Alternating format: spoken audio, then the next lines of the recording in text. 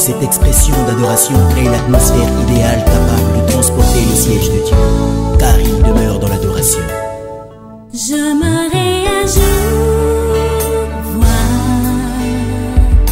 celui que mon cœur adore face à face. J'aimerais un jour voir celui que mon cœur adore face à face.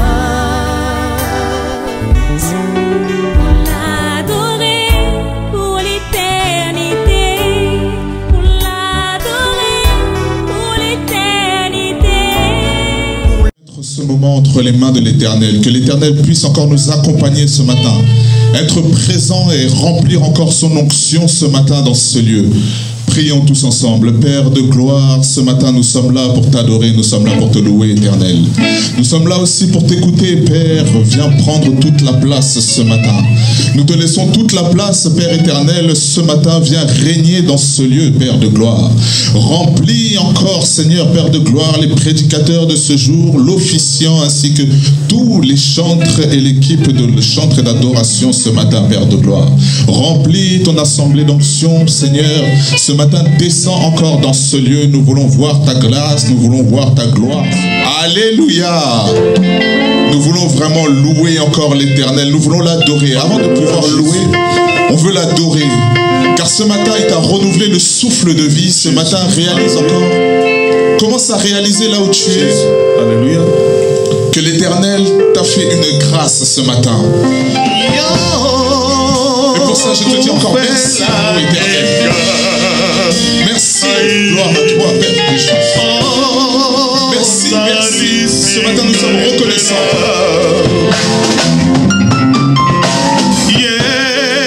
Sois reconnaissant ce matin.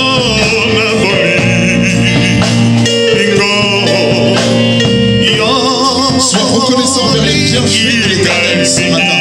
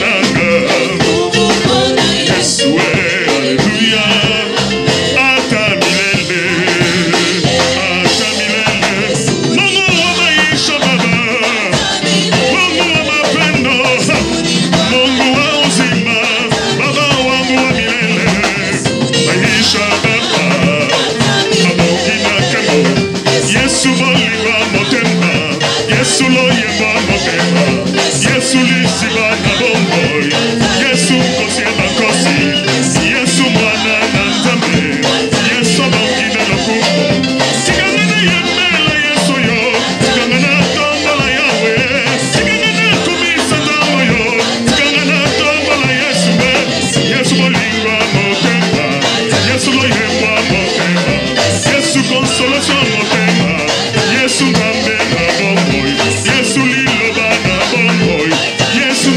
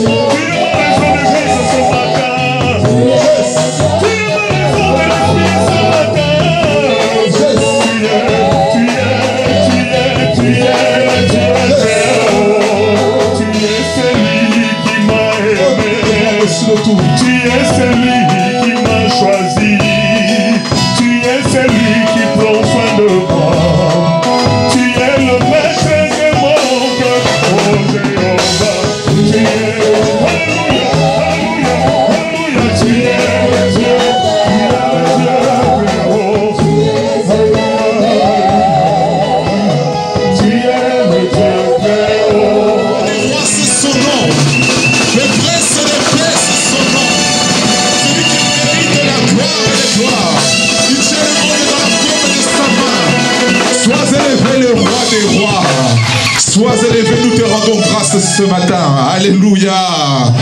Alléluia.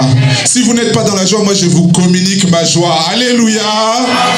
Dans la maison de Dieu, nous sommes toujours dans la joie. Alléluia. C'est comme dans une maternité, il y a toujours des cris de naissance, des cris de joie. Est-ce qu'on peut encore pousser des cris de joie pour le roi des rois? Car ce matin, nous sommes là pour élever son nom, élever le nom de l'Éternel encore ce matin. Et nous voulons louer encore avec l'équipe de chantres ce matin. Avant d'écouter encore les prédications qui nous ont été préparées ce matin, le message encore que l'Éternel a préparé pour nous, nous voulons encore louer encore l'Éternel. Alléluia. Il n'y a vraiment personne comme Jésus. Il n'y a vraiment personne comme Jésus. Il n'y a vraiment personne comme Jésus. Il n'y a vraiment personne. Oh, il n'y a vraiment personne comme Jésus.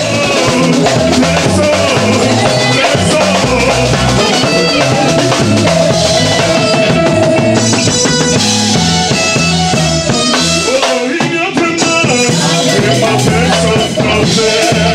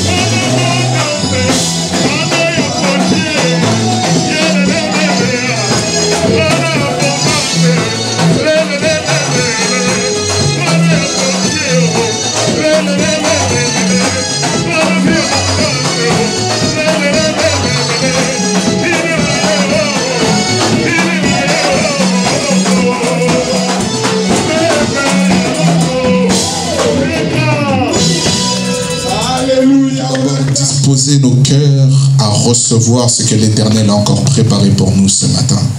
Alléluia. Là où tu es, tu vas incliner ta tête, car nous voulons prier. Demander à l'Éternel qu'il puisse disposer nos cœurs, disposer notre esprit à recevoir encore ce message, qu'il puisse te parler encore à travers ce message. Et je sais que toi comme moi, nous ne ressortirons pas comme nous sommes arrivés ce matin. Il a un mot pour toi, il a un mot pour moi ce matin. Que tu ne penses pas à tes factures, à tes problèmes ou en sortant de ce lieu, mais que tu sois attentif à la parole de l'Éternel encore ce matin. Prions tous ensemble. Père éternel, dispose nos cœurs, dispose notre esprit encore à recevoir, Seigneur, ce que tu as préparé pour nous ce matin. Seigneur, dispose nos cœurs, Seigneur. Nous voulons t'entendre, mais nous voulons aussi garder ta parole, le Père de gloire. J'appelle le pasteur Kabata qui va passer devant pour annoncer. Amen. Amen.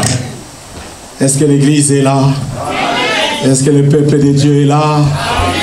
Est-ce que les serviteurs de Dieu est là, sont là? Les chantres sont là? Est-ce que tous ensemble on peut encore acclamer le Seigneur?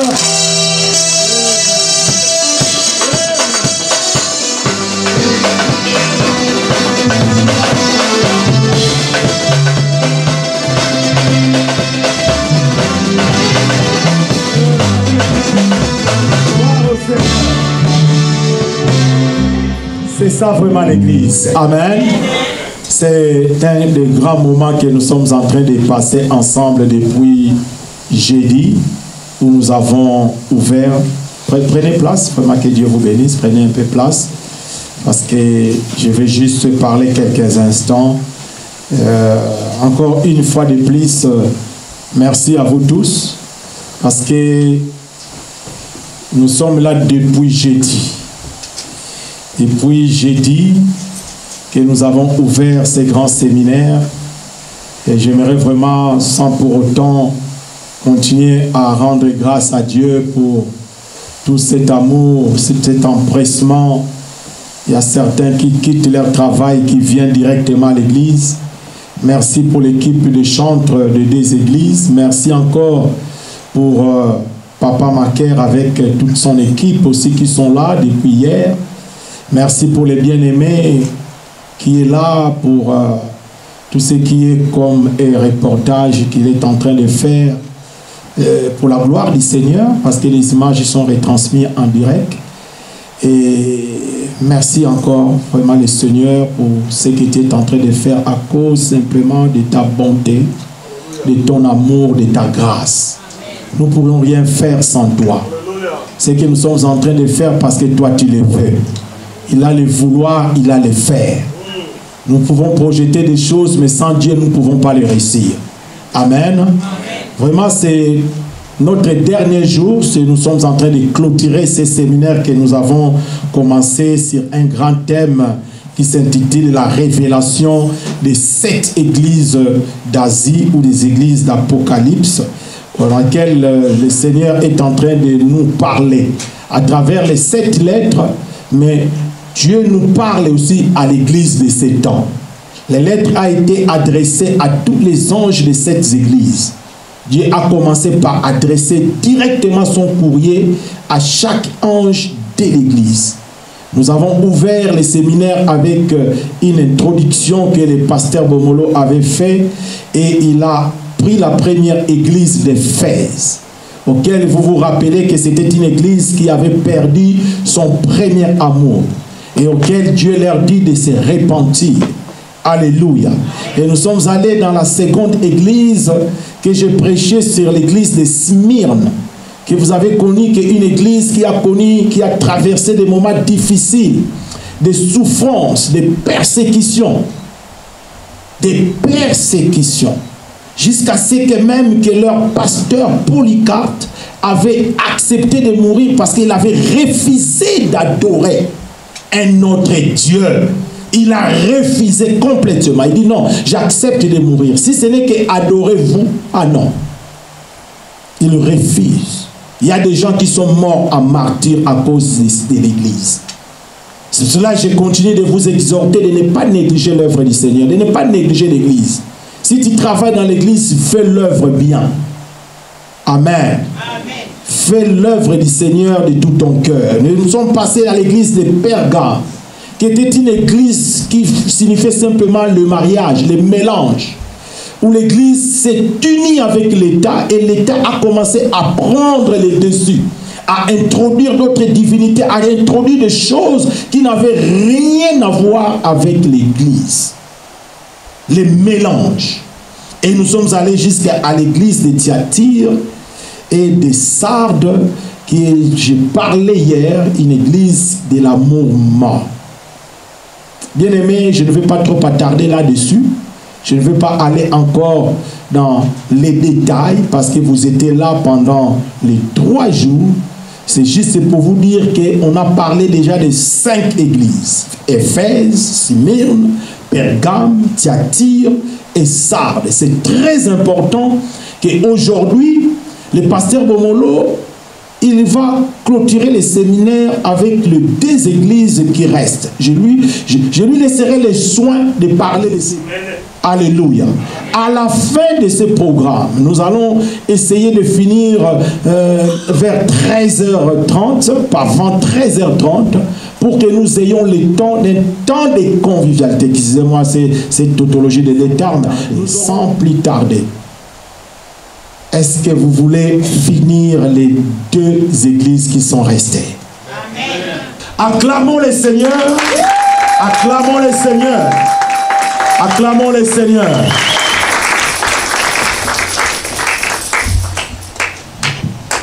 Gloire soit rendue à Dieu et nous allons prendre nos Bibles. Nous allons essayer aujourd'hui de maximiser le temps pour finir avec ces 2 églises qui nous restent. Apocalypse chapitre 3 verset 7 jusqu'au 13e. J'ai lu au nom de Jésus. Écrit à l'ange de l'église de Philadelphie. Voici ce que dit le saint, le véritable, celui qui a la clé de David, celui qui ouvre et personne ne peut fermer, celui qui ferme personne n'ouvrira. Je connais tes œuvres. Voici, parce que tu as peu de puissance, que tu as gardé ma parole et que tu n'as pas renié mon nom, j'ai mis devant toi une porte ouverte que personne ne peut fermer. Voici, je te donne quelques-uns de ceux de la synagogue de Satan qui se disent juifs et ne le sont pas, mais qui mentent. Voici, je le ferai venir se prosterner à tes pieds et reconnaître que je t'ai aimé, parce que tu as gardé ma parole de la persévérance en moi. Je te garderai aussi à l'heure de la tentation qui va venir sur le monde entier pour éprouver les habitants de la terre. Je viens bientôt. Retiens ce que tu as, afin que personne ne prenne ta couronne. Celui qui vaincra, je ferai de lui une colonne dans le temple de mon Dieu, et il n'en sortira plus. J'écrirai sur lui les noms de mon Dieu et les noms de la ville de mon Dieu, dans la nouvelle Jérusalem, qui descend du ciel d'auprès de mon Dieu, et mon nom nouveau. 13 pour finir. Celui qui a des oreilles entende ce que l'Esprit dit aux églises. Amen. Amen. Nous allons nous asseoir. Nous venons de faire la lecture sur la lettre qui a été directionnée vers la 6e église. Alors, le 7 églises veut dire quoi? Là, on a dit la révélation. Notre thème, c'est la révélation des 7 églises d'Asie. Alors, les 7 églises sont les 7 temps que l'église de Jésus-Christ doit passer sur la terre. On a vu, on a commencé avec Éphèse et aujourd'hui nous sommes sur l'église de Philadelphie. Notez très bien, au début de chaque lettre directionnée à une église, la Bible commence comme ci. Écrit à l'ange de l'église de Philadelphie. Les noms des églises sont les noms des villes. Et on a expliqué au début que si Dieu a choisi ces villes, c'est puisque les contenus de ces villes, ce qui se trouvait dans ces villes, c'était ça ce que Dieu visait. Vous le savez, que les villes où nous habitons ont des influences sur nos vies. Et sachez-le également que chaque ville a son démon. Chaque ville a son ange. Et chaque ville a son démon. Écoutez, ceux qui vivent à Boma n'ont pas le même problème et difficultés que ceux qui vivent à Tokyo. Chaque ville a sa réalité. Voilà pourquoi Dieu interpelle le chrétien en disant: priez pour la ville où vous vous trouvez, puisque votre bénédiction dépend de cette ville. Chaque ville a ses réalités. Chaque ville a ses problèmes. Vous trouverez quelqu'un qui vit dans une ville, dans une contrée désertique, n'aura pas le même souci, le même problème, le même difficulté que quelqu'un qui vit dans une ville forestière. Chaque ville a ses réalités. Mais ce qui est important ici, la Bible dit ceci. Et en plus, au sein d'une ville, il n'y avait pas seulement une église. Ça, c'est la chose à noter. Les villes qu'on est en train de parler ici, dans la Bible, c'est comme Ivry, la ville d'Ivry, la ville de Paris, la ville de Vitry. Or, à Ivry ou à Vitry, il n'y a pas une seule église.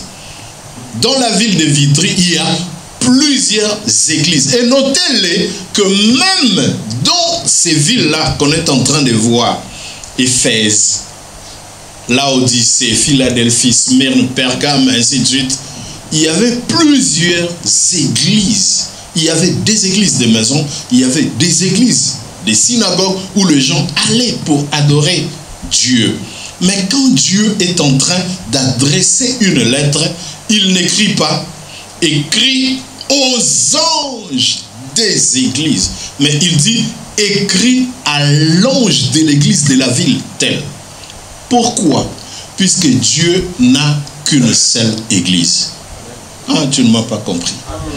Dieu n'a qu'une seule église. Quand Christ viendra, il ne viendra pas pour chercher des églises. Mais quand Christ viendra, il viendra pour chercher son église. Puisqu'il n'a qu'une seule église. Et l'église du Christ, c'est ce que nous appelons le corps mystique de Jésus, ou bien l'église universelle, dont tout le monde est membre. Tu peux être américain, tu peux être coréen, japonais, congolais, angolais, je ne sais pas moi, ougandais, rwandais, tu peux être de n'importe quelle origine. Il suffit de croire au Seigneur, tu deviens membre du corps mystique de Christ. Maintenant, c'est à cette église-là que Christ est en train d'adresser la lettre. Pour dire quoi? Tu peux appartenir à l'église Parole Abondante. Tu peux appartenir à l'église Maison du Pain de Potier, mais sache-le que tout cela, Dieu ne considère cela que comme une seule et même église. Et quand Dieu adresse la lettre, il ne dit pas « écrit aux anges des églises », mais il dit « écrit à l'ange de l'église ». Dieu nous considère, nous, les anges de l'église, comme une même personne. Donc moi, je me considère pareil au pasteur Kamata, et pasteur Kamata pareil à moi.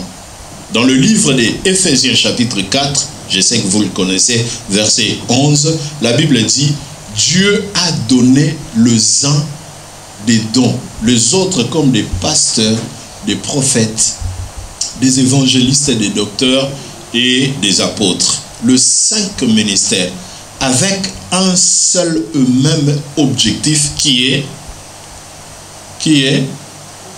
le perfectionnement des saints. Et Dieu nous a appelés à travailler en collaboration. Voilà pourquoi Dieu ne voit pas beaucoup d'anges d'église, mais Dieu voit l'ange de l'église. Donc nous devons travailler en collaboration. C'est-à-dire, chacun, celui qui est apôtre n'est pas évangéliste. Celui qui est évangéliste n'est pas docteur. Celui qui est docteur n'est pas ainsi de suite.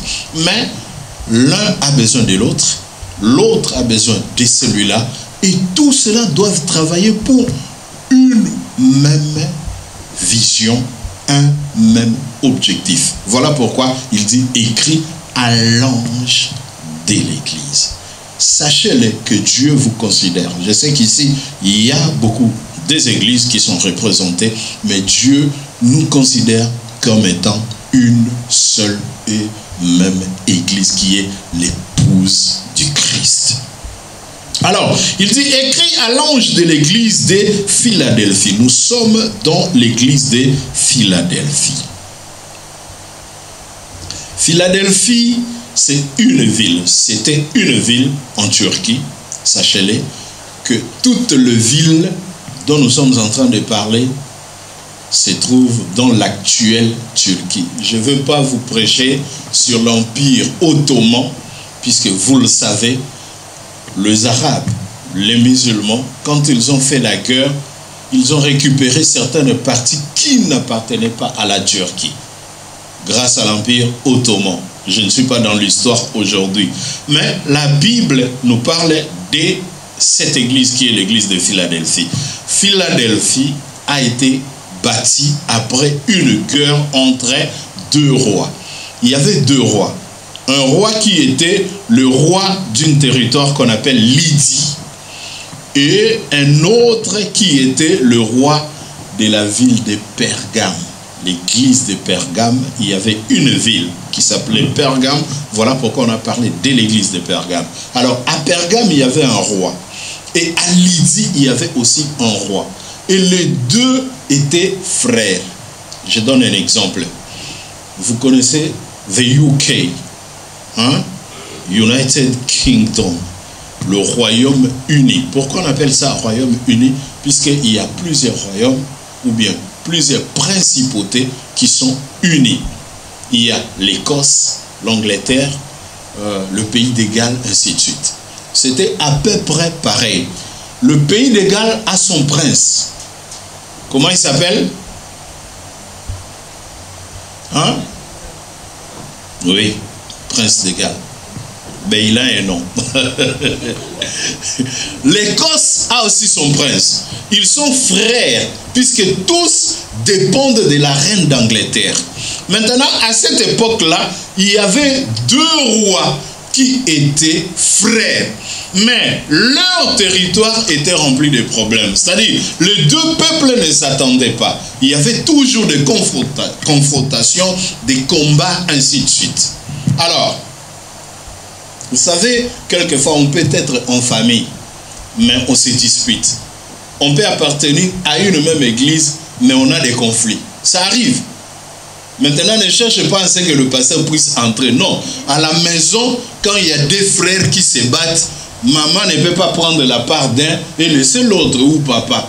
Il va vous regarder comme vous avez commencé, vous allez le terminer. Et après, vous allez terminer comme ça. Quelquefois, s'il y a des problèmes, ne mettez pas le pasteur dedans, entre vous les chrétiens. Finissez, comment vous avez commencé, finissez. Alors, les 2 frères ont toujours eu des problèmes. À un certain moment, ils vont organiser une conférence. Ils diront, bon, ben, il faut qu'on en finisse. Alors, pour en finir, c'était quoi le souci? Ceux qui étaient de l'autre côté, au Rwanda, voulaient entrer au Congo. Non, c'est pas ça. Ceux qui étaient en Lydie voulaient entrer à Pergame. Ceux qui étaient à Pergame voulaient arracher un territoire en Lydie. Et c'était le conflit. Alors, pendant la conférence, ils vont s'asseoir, ils diront, bon, on va trouver une solution. C'est alors qu'ils vont créer une ville et ils vont nommer cette ville Philadelphie. Et Philadelphie, on divise en deux. Philadelphie. Philae. Phila, ça vient du grec philae, qui veut dire amour. Et Delphi également, qui veut dire frère ou fraternité. Et du coup, si vous mélangez les deux mots, ça donne l'amour fraternel. Donc après la guerre, les deux camps vont s'entendre, vont former un territoire qu'ils vont nommer amour fraternel. Alléluia. Mais maintenant, cette ville était située sur une plaque tectonique, comme on dit en français. C'est-à-dire, il y avait pas mal de séismes dans cet endroit. C'est comme le Japon, vous savez, il y a des coins dans le monde où il y a chaque année des séismes, des tremblements de terre. Alors, dans ce territoire également, il y avait ça. À chaque moment, il y avait des tremblements de terre qui se faisaient. Voilà pourquoi un territoire pareil, beaucoup de gens vont commencer à fuir, puisque certaines personnes vont perdre pas mal de biens, ils vont commencer à quitter. Donc c'était une ville pas trop grande et aussi moins habitée à cause des tremblements de terre. Amen. Amen. Maintenant, le Seigneur va se présenter. Il dit, écris à l'ange de l'église de Philadelphie. Il va se présenter. Voici ce que dit le Saint. Quand Dieu se présente devant toi, il va te dire ce qu'il est. Si Dieu t'est déjà apparu et qu'il ne s'est jamais présenté, il faut se poser des questions. Puisque même le diable peut également se présenter devant toi et prendre une autre forme. La Bible dit, même le diable peut prendre la forme de l'ange de lumière pour venir apparaître devant toi. Et Moïse avait la connaissance de ces choses. Quand Dieu lui est apparu dans le buisson ardent, la Bible dit, Moïse a posé la question à Dieu de savoir qui était devant lui. Et quelle était la réponse de Dieu? Il dit, il s'appelait comment? Voilà. Je suis au temps présent. Dieu n'a jamais été dans le passé. Dans le passé, il était présent, il est présent. Dans le présent, il est. Même dans le futur, Dieu est déjà présent. Il dit, je suis. Alors ici, Dieu se présente à cette église. Il dit, voici ce que dit celui qui est saint. Dieu interpelle la personne. Dieu interpelle l'église pour savoir à qui ils ont affaire. Écoutez, la Bible dit, vous allez vous présenter devant moi tout en étant saint, car moi, votre Dieu, je suis saint, saint, saint. Dieu n'est pas 3 fois saint, mais Dieu est 3 points de suspension saint. Saint, premier point de suspension, saint, deuxième. Donc Dieu est saint, saint, saint, saint, saint, jusqu'à l'infini. Ici, il se présente comme étant le saint. Il veut dire à l'église que moi, le saint qui me présente devant vous, je tiens en ce que vous aussi, vous soyez saints. Dieu interpelle l'église face à la sainteté. La sainteté, c'est quoi? La sainteté, c'est la droiture. La sainteté, c'est la purification. La sainteté, c'est l'expiation. Je l'ai toujours dit. Dieu aime le pécheur, mais Dieu n'aime pas le péché. Voilà pourquoi vous verrez, même quand on a construit, on a édifié le tabernacle, la Bible dit, dans le parvis, il y avait des grosses pierres où on avait fait des creux et on y mettait de l'eau. L'eau servait à quoi? À se purifier. Dans l'ancienne alliance, comme Dieu, moi, je n'aime pas qu'on parle de l'Ancien Testament, puisque un testament, c'est quand la personne meurt. Or, Dieu n'est jamais mort. Dieu ne meurt jamais. Voilà pourquoi je parle plus d'alliance. L'alliance ancienne était une alliance charnelle qui consistait plutôt à la circoncision. Voilà pourquoi les femmes n'avaient pas accès, puisque une femme ne peut pas être circoncise. C'était une alliance entre Dieu et les hommes. Et les femmes étaient sauvées, soit par la foi du mari ou de leur père, si elles ne sont pas mariées. Voilà. Dieu, qu'est-ce qu'il a fait? Il y avait des grosses pierres où il y avait de l'eau. Quand vous venez pour accéder dans le temple ou dans le tabernacle, la première chose que vous devez faire, c'était faire l'expiation. Prendre de l'eau qui était là et se laver le parti du corps. Tu laves la bouche, j'ai parlé, j'ai dit des choses qui n'ont pas rendu gloire à Dieu, je purifie ma bouche. Mes yeux n'ont pas à regarder des choses qui ont rendu gloire à Dieu, tu purifies tes yeux, toutes les parties du corps. D'ailleurs, c'est les musulmans qui sont restés comme ça au jour d'aujourd'hui. Ben voilà, ça doit nous interpeller. Nous, notre alliance, la nouvelle alliance, n'est pas une alliance physique, mais une alliance spirituelle. La Bible dit, tout est purifié et sanctifié par la prière. Et quand nous nous approchons de Dieu, nous devons être purs et saints. Dieu interpelle l'Église que celui qui est en train de vous adresser la parole, c'est celui qui est saint. Frères, sœurs, la Bible dit, recherchez la paix avec tous. Point, virgule.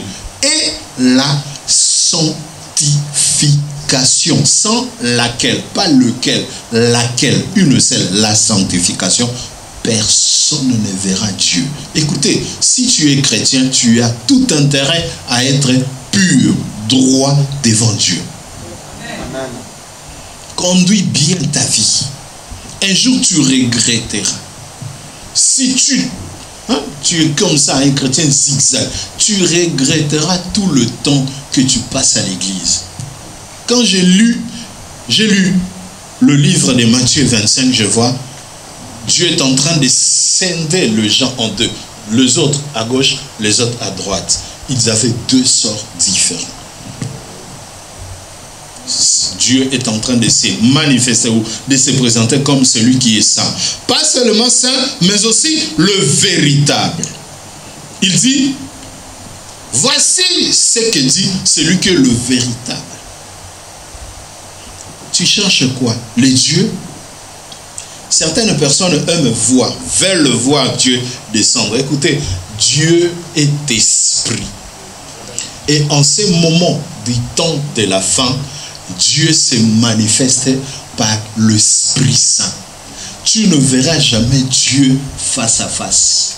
D'ailleurs, même Moïse a voulu voir Dieu. Dieu lui a dit, monsieur, tu ne peux pas me voir et rester en vie. Dieu est esprit, mais il est vrai. Moi, je vais te dire, là où tu es, l'église où tu pries, tu es dans le véritable. Amen. Et Jésus, c'est le véritable, le vrai Dieu. Il veut leur dire, ne cherchez pas loin. Même si vous ne voyez pas, je suis vrai. Même si vous ne me sentez pas, je suis présent. Jésus est le véritable Dieu. Je ne suis pas là pour vous parler de la divinité, mais sachez que Jésus est le véritable. D'ailleurs, je crois Jean nous a parlé de cela. 1 Jean chapitre 5, verset 20. La Bible nous parle. Nous sommes dans le véritable. Et le véritable, c'est le Seigneur Jésus-Christ. Il dit encore, celui qui a la clé de David. Il se présente comme ça, véritable, mais il dit encore, celui qui a la clé de David. Je vous ai dit, si vous lisez le livre d'Apocalypse, il faut vouloir savoir, puisque c'est un livre caché. Le pasteur nous a expliqué. Apocalypse veut dire dévoiler, enlever le voile. Et quand Jésus se présente comme étant celui qui tient la clé de David, il se réfère à la prophétie que Dieu a donnée à David. Dieu dira à David, il dit, je donnerai toujours un successeur à David dans le trône d'Israël. Puisque David était le roi selon le cœur de Dieu. Or, un roi ne quitte jamais le pouvoir.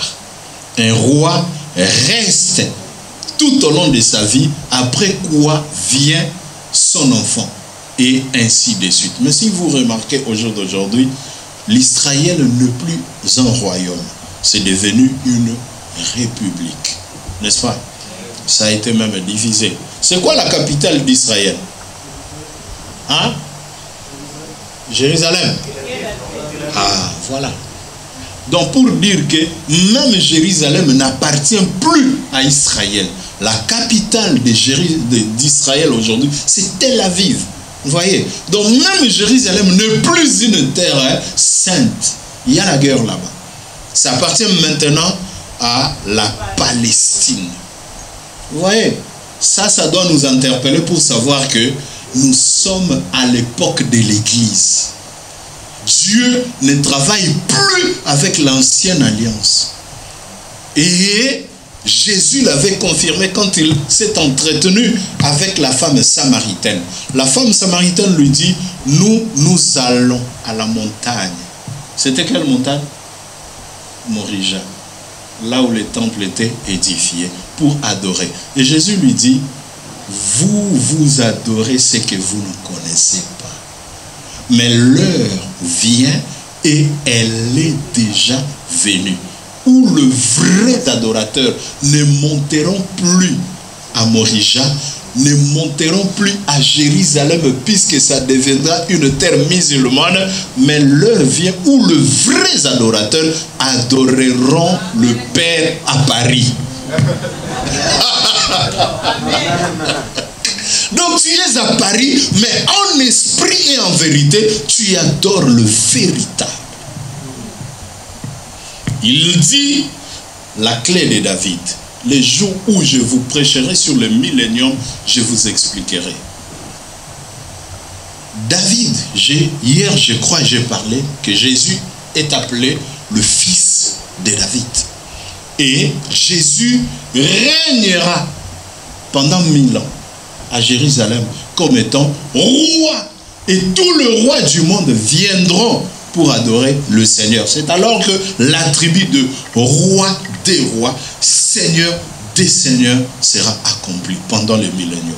Donc il est en train ici d'expliquer, c'est moi le véritable, c'est moi le saint et c'est moi le roi qui régnera en Israël pendant le millénium, le fils de David. J'ai les clés du trône de David, c'est moi. Est-ce que ça va? Amen. Alors il dit, j'ai cette clé-là, et la clé-là me sert à ouvrir. Et quand j'ouvre, personne ne peut fermer. Ah, voilà ce que Dieu est. Tu sais, quelquefois, même si je ne vois pas Dieu, je ferme ma confiance en sa parole. Dieu, sa parole n'échappe jamais. Il dit un mot et la chose s'accomplit. La parole de Dieu n'échoue jamais. Nous sommes privilégiés, frères. Nous sommes privilégiés d'avoir comme Dieu Elohim. Il a la clé. Il est capable d'ouvrir les portes qui ont été fermées dans ta vie. Même si c'était les grands-pères, même si c'était, je ne sais pas moi, nos aïeux le plus lointain, Dieu est capable, le Seigneur Jésus est capable d'ouvrir les portes dont ceux qui ont fermé sont des inconnus que tu n'as jamais connus. J'ai aimé écouter quelqu'un dire, il dit, dans ta vie tu n'as pas un Goliath, puisque Goliath n'était pas le Goliath de David, mais Goliath était le Goliath d'Israël. Est-ce que tu comprends? Tu n'as pas un Goliath devant toi, mais tu as un combat à mener.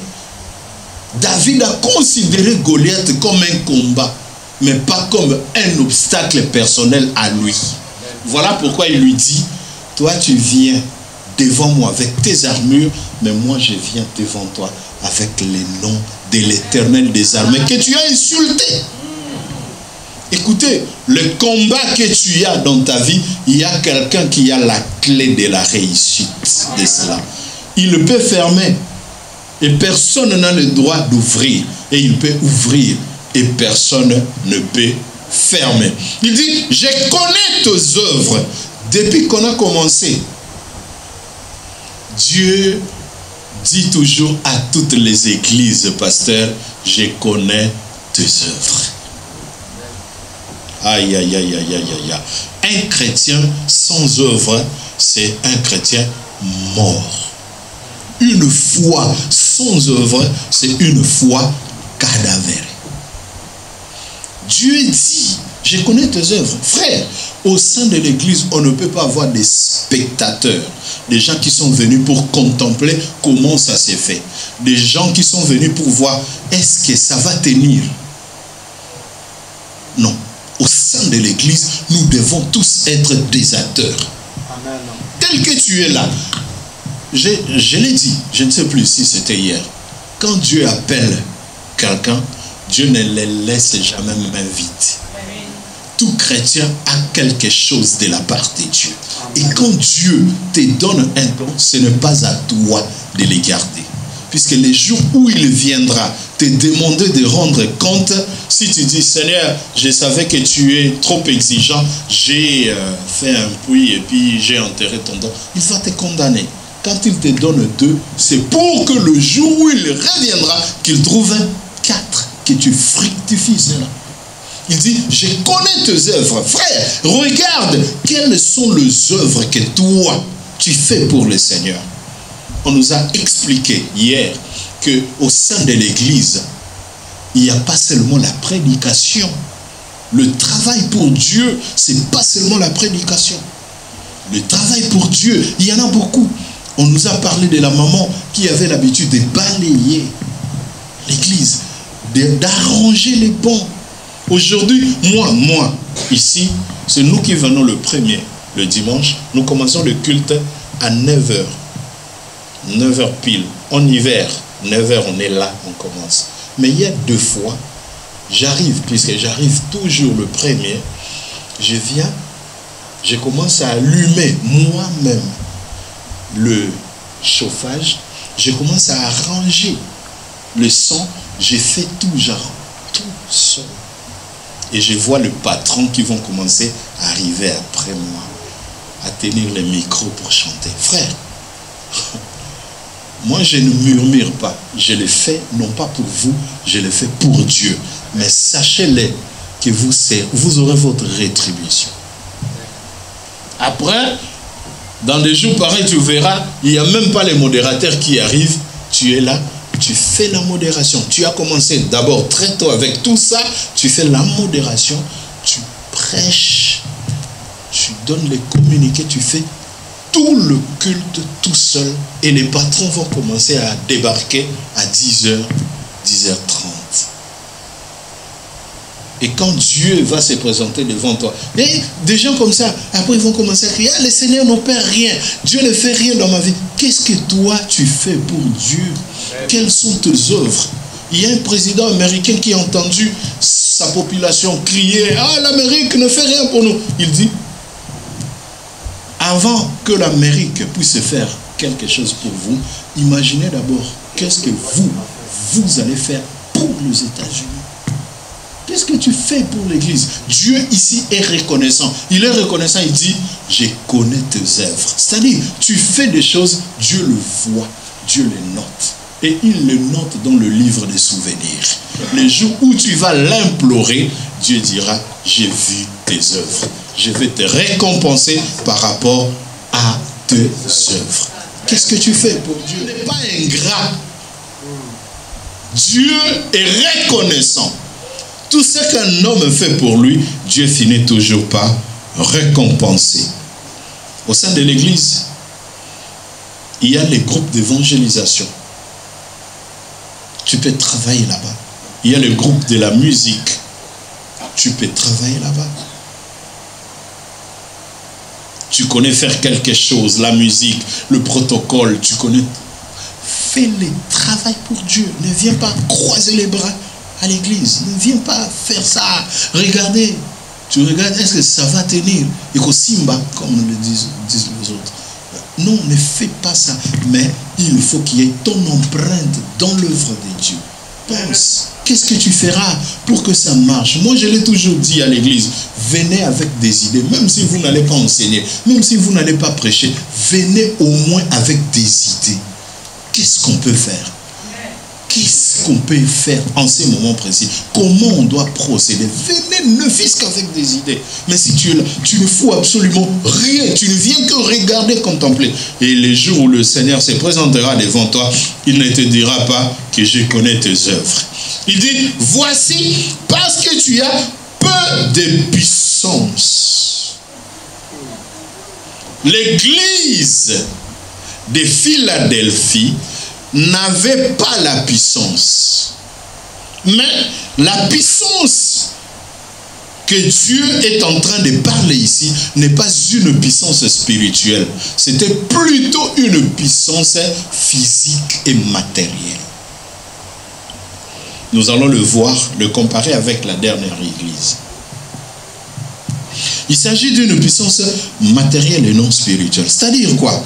L'église de Philadelphie n'était pas une église riche. Sachez-le, et nous allons le voir, Dieu a dit, je te donnerai une partie de ceux qui viennent de la synagogue de Satan.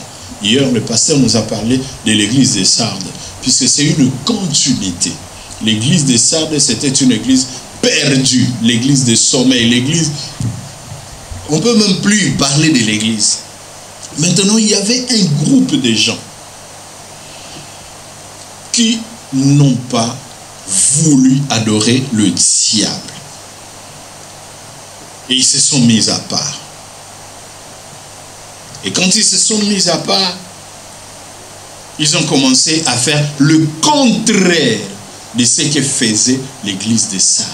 Et ici, nous sommes pratiquement au 15e, 16e siècle. L'église des gens réformés. Dieu reconnaît qu'ils travaillaient. Dieu reconnaît que ces gens travaillaient.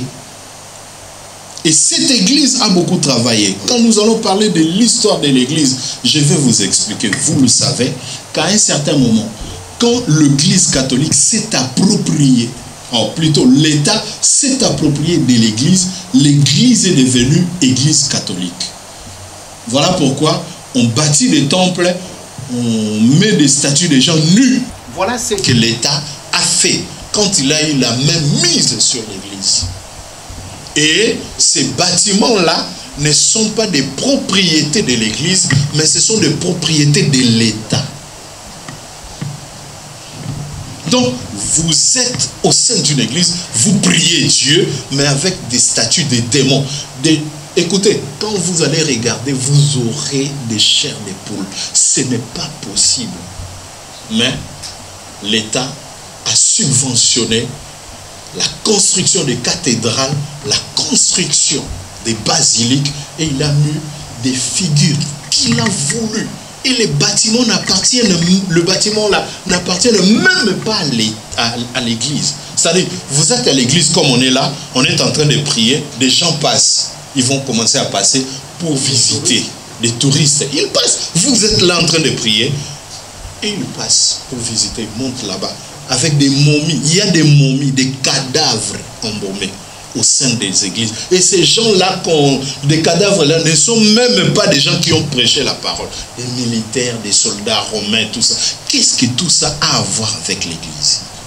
Et l'église de Sardes était une église pareille. Voilà pourquoi les gens de l'église de Philadelphie vont noter, non, ça, ce n'est pas normal. Et Dieu a utilisé pas mal de gens, entre autres Martin Luther. Ces gens se sont révoltés, ils ont réformé l'église. Vous le savez plutôt, Martin Luther était prêtre. Il était prêtre, il a dit non. Comment un prêtre ne peut pas se marier? Si quelqu'un te dit de ne pas te marier, il faut le maudire. Hein? Écoutez, Dieu a fait des délices, mais la femme, c'est extraordinaire. Attends les jours où vous allez vous marier, vous verrez. Il ne faut pas aller avant. Hein? Hein? C'est compris, non? ne faut pas aller anticiper. Attends le jour où tu vas. Dieu a créé des délices, mais la femme, c'est une... C'est compliqué. Et maintenant, on va dire aux prêtres, ne vous mariez pas. C'est écrit où? Voilà maintenant le scandale qui est en train de se passer au sein de l'Église. Puisque tout cela, tout ce qu'on a institué, c'était l'État. Dieu n'était pas là. Et cette église de Philadelphie, c'était une église qui s'est révoltée, qui est sortie de ça pour essayer de corriger certaines choses. Mais quand ils sont sortis, ils étaient face à l'État. L'État n'a pas voulu. Vous savez, on parlera de ça quand on va parler de l'histoire de l'église. Vers 16e, 17e, 18e siècle, l'État et le roi, puisque vous savez que la France était aussi un royaume. Allez au musée du Louvre, vous trouverez que le roi habitait là-bas. Allez à Versailles, vous verrez qu'il y avait le roi Louis XIV qui vivait là-bas. C'était un royaume avant de devenir une république. Maintenant, les rois se sont repentis. Ils se sont donnés à l'église. Ils sont devenus des chrétiens. Et ils ont eu la même mise à l'église. Ils ont commencé à instituer même des fêtes païennes au sein de l'église. Et ces gens-là, des gens comme des Martin Luther, ils ont regardé, non, c'est pas comme ça que ça marche. Le pasteur nous a expliqué, la Bible dit, il y a eu un groupe de gens qui ne se sont pas souillés à Sardes. Et ces groupes-là, on les a mis à part. Et Dieu a travaillé avec eux à l'église des Philadelphie. Alléluia. Amen. Est-ce que ça va? Amen. Est-ce que vous notez? Amen. Je vois personne écrit. Ça ne va pas s'envoler. Bon, même si ça s'envole, on a notre TV, Allegra TV. Vous cherchez sur YouTube, vous verrez toutes ces prédications. Abonnez-vous sur Allegra TV. Vous allez voir et revoir toutes ces prédications. Alors, écoutez maintenant ce que Dieu dit. Je connais tes œuvres. Voici, parce que tu as eu peu de puissance. L'église était moins puissante. Ces gens-là étaient moins puissants. Ils n'avaient pas assez d'argent. À l'époque, quand vous adorez un autre Dieu en dehors de la divinité catholique, on va vous créer des problèmes. Voilà pourquoi la plupart des protestants ont fui l'Europe pour aller se réfugier aux États-Unis. On en parlera plus tard.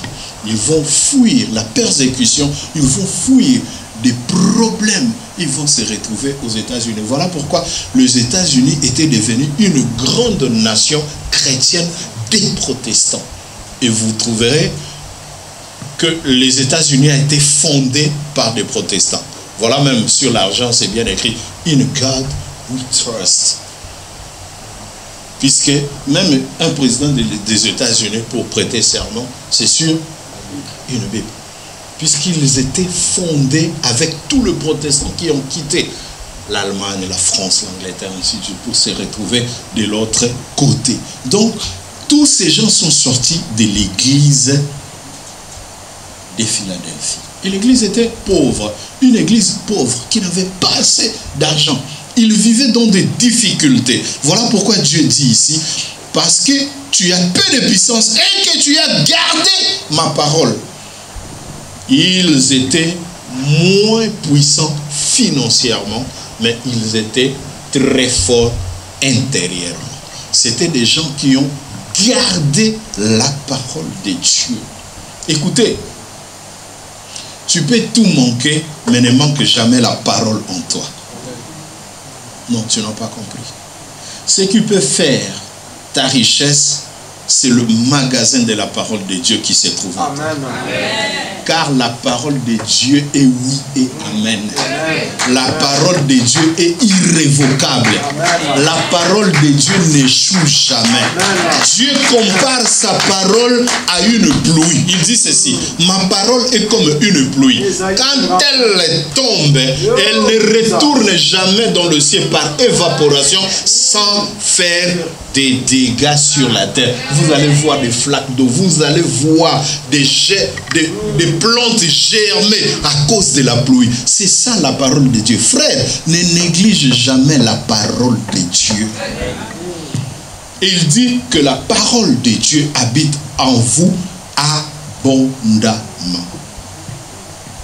C'était une église qui a gardé la parole, la vraie parole. Quand les autres se sont donnés à des richesses, à des gloires, l'église de Philadelphie est restée dans la doctrine de la parole. Quand les autres sont en train de faire des messes de requiem, sont en train d'adorer Marie, mais eux, ils sont restés dans la véritable parole de Dieu. Écoutez, ils avaient moins de puissance, ils n'étaient pas riches financièrement, mais ils étaient riches spirituellement. Ce que nous prêche, le pasteur nous dit ceci: les surnaturels commandent le naturel. L'esprit commande le physique. Si tu poses des actes qui ne donnent pas gloire à Dieu, essaye bien de voir ta vie. Peut-être il y a des esprits qui sont derrière toi. Les esprits peuvent commander la chair. Et les esprits commandent réellement la chair. Vous n'avez pas renié ma parole. L'église, vous n'avez pas renié mon nom. L'église de Philadelphie n'a pas renié la doctrine de Jésus, mais elle a renié la doctrine de Jézabel qu'on a vue hier. Vous avez la doctrine de Jézabel, c'est quoi? C'est prêcher ce qui fait la joie du cœur des chrétiens. Mais la doctrine de Jésus, c'est ce qui fait la joie du cœur de Dieu. Ne venez pas à l'église pour écouter ce qui va te plaire. Comme ils disent, tu seras béni. Comme quand on était en Afrique, il y a un prophète qui vient, il dit, frère, je vois Dieu est en train de te bénir par un voyage. Je vois devant toi un voyage. Si ce n'est pas France, c'est Paris. Un des deux. Si ce n'est pas France, c'est Paris. Donc, vous comprenez directement, et ça, ce n'est pas Dieu qui parle, ça, c'est un homme. Dieu ne peut pas. Un jour, j'étais malade. Il y a un pasteur qui est venu me visiter à l'hôpital. Ben, il parlait, il prophétisait, et il m'a appelé par un autre prénom. Puisque moi, mon prénom, c'est Pichou. Il prophétisait, ben, il m'a appelé Papi. J'ai compris directement que ça, c'est pas Dieu qui parle. Ça, c'est un homme qui parle. Donc, une prophétie qui ne vient pas de Dieu. Mais la parole de Dieu n'échoue jamais. Ces gens n'ont pas renié le nom de Christ. Alors, je vais conclure. L'église de Philadelphie, comme nous avons vu au départ, la ville veut dire union fraternelle. Et cette église, moi, je me revendique être membre de l'église de Philadelphie. C'était l'église de la communion fraternelle. C'était l'église où l'autre considérait l'autre comme lui-même. C'était l'église où on s'appelait frères et sœurs. Nous, quand on a connu le Christ, on s'appelait frères, sœurs. Mais aujourd'hui, essaie un peu de voir. Comment tu appelles l'autre? Laodicée. Comment tu appelles l'autre? C'était l'église de l'amour fraternel. Quand l'autre est éprouvé, nous tous, on est éprouvés.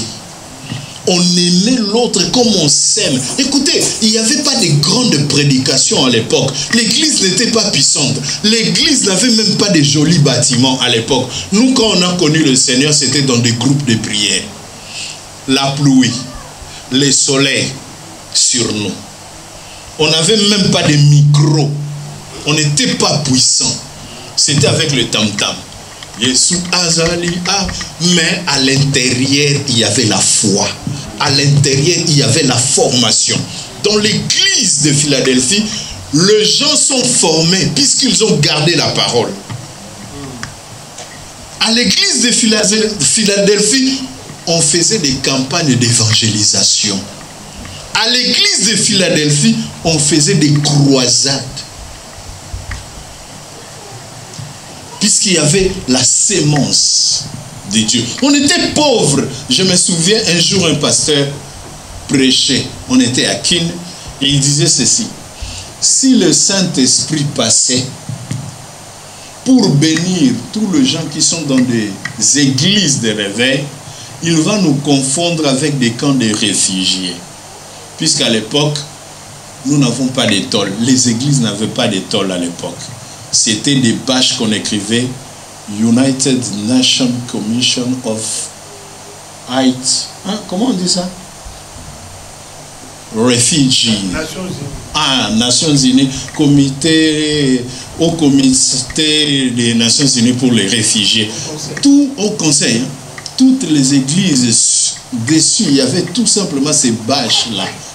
Toutes les églises à l'époque, je me souviens. C'était comme ça. Une église qui n'était pas influente, pauvre. Qui va venir? Qui va venir? Quelqu'un comme toi aujourd'hui. Tu ne rentres pas là-bas. Voilà pourquoi même à l'époque, les pasteurs étaient considérés comme des mendiants, des gens qui n'avaient pas d'argent. C'est ça la réalité de cette église-là. Mais en nous, à l'intérieur, il y avait la divinité.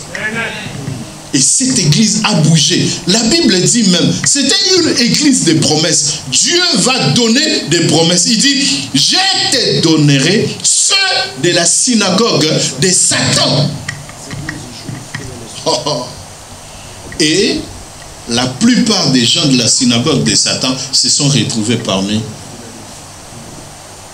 On a vu des sorciers se reconvertir, devenir chrétiens. Amen. On a vu ça. On a vu des magiciens. On a vu des féticheurs devenir chrétiens. Puisque l'église, même si extérieurement elle était pauvre, mais intérieurement l'église était forte. Puisqu'ils ont gardé le nom de l'Éternel. C'était une église de plusieurs promesses. Dieu dira, comme tu as gardé mon nom, je te garderai également le jour de la tentation. Le promesse. Et Dieu a soutenu la plupart de ses serviteurs, la plupart de ses enfants, puisqu'ils ont gardé les témoignages. Dieu a permis en ce que le mal ne puisse pas atteindre. Vous savez, le scandale qu'on est en train d'écouter aujourd'hui, à l'époque, ça n'existait pas.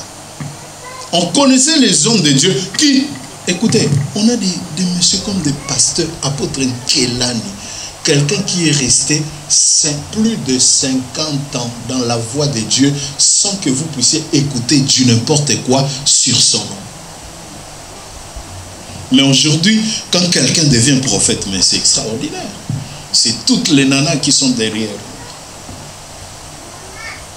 Et Dieu a promis. C'était une église de promesses. Et Dieu dit, je montrerai aux gens que je t'aime. Dieu aime l'église de Philadelphie.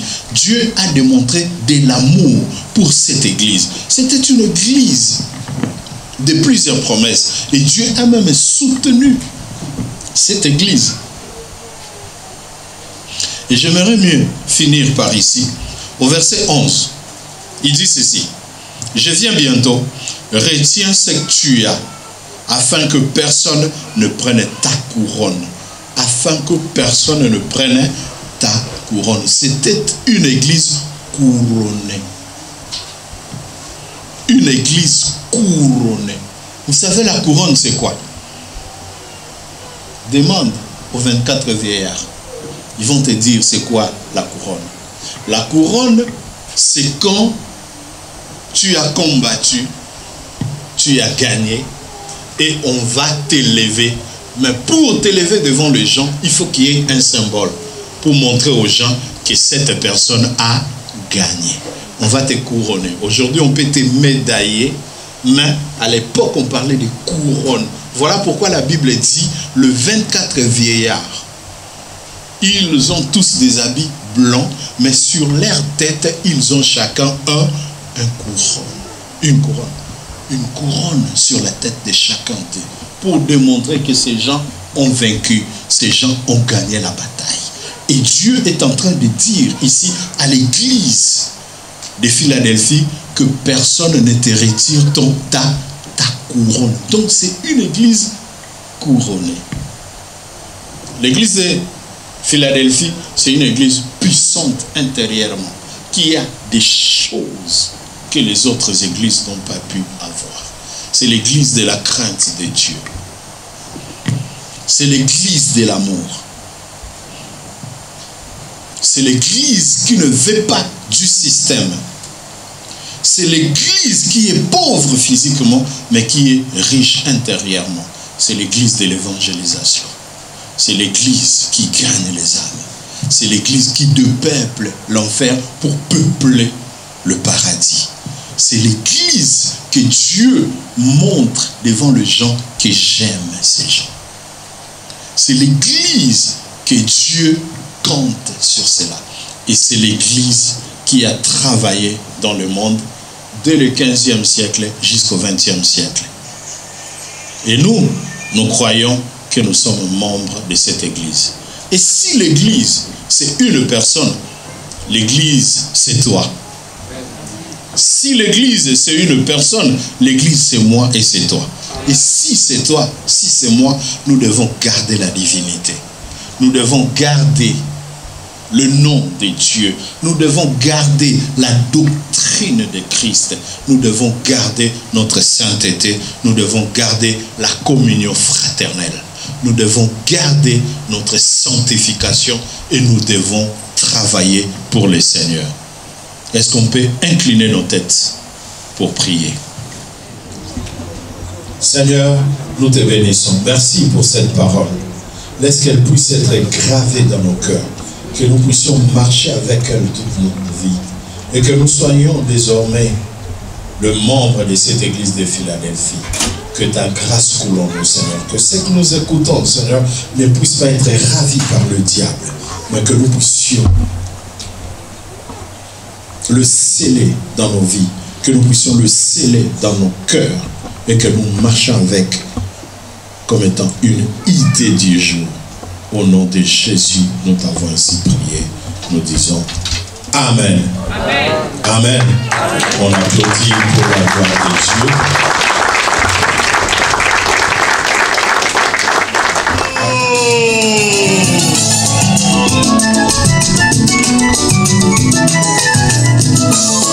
Aujourd'hui je traverse un temps très difficile, un temps très compliqué, que le monde pourrait interpréter comme si c'était le malheur.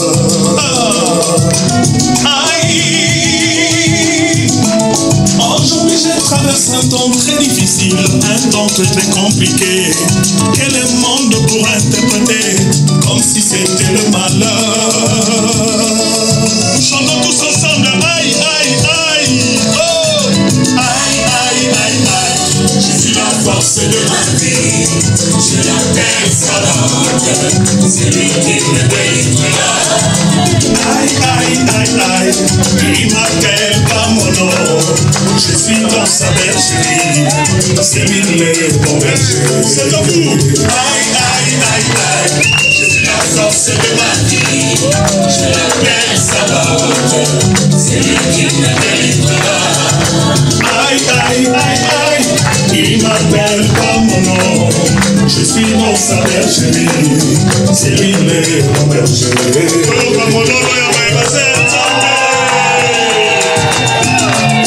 Je vais craindre ni les terreurs de la nuit, ni la frayeur flèche qui vole de jour, car c'est lui qui est en moi, et plus grand que celui qui est dans ses bras. Il est le Tout-Puissant. Ah. C'est lui qui est à moi, né sommeil ni ne dort. Aïe aïe aïe, aïe aïe aïe. Aïe aïe aïe aïe, je suis la force de ma vie, je l'appelle Savante, c'est lui qui me délivrera. Aïe aïe aïe aïe, il m'appelle par mon nom, je suis dans sa bergerie, c'est lui mon berger. C'est à vous. Aïe aïe aïe aïe, je suis la force de ma vie, je l'appelle Savante, c'est lui qui me délivrera. Aïe aïe aïe aïe, il m'appelle par mon nom, je suis dans sa bergerie, c'est lui mon berger. Un cri de joie, tant que je respire encore, il y a encore de l'espérance, car mon rédempteur est vivant. Aïe aïe aïe, tant que je vis encore, tant que je respire encore, mon rédempteur est vivant. Il s'élèvera le dernier, il s'élèvera, il s'élèvera, il s'élèvera, ça va ôter son nom. Il s'élèvera, il s'élèvera, il s'élèvera, ça va ôter son nom.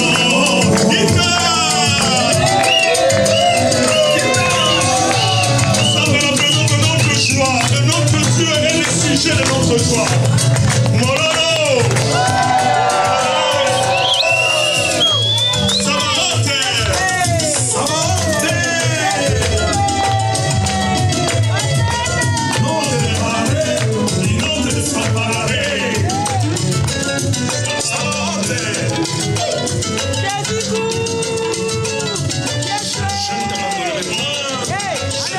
C'est le point que le Seigneur a dit. Même le nombre de cheveux sont comptés. Alléluia.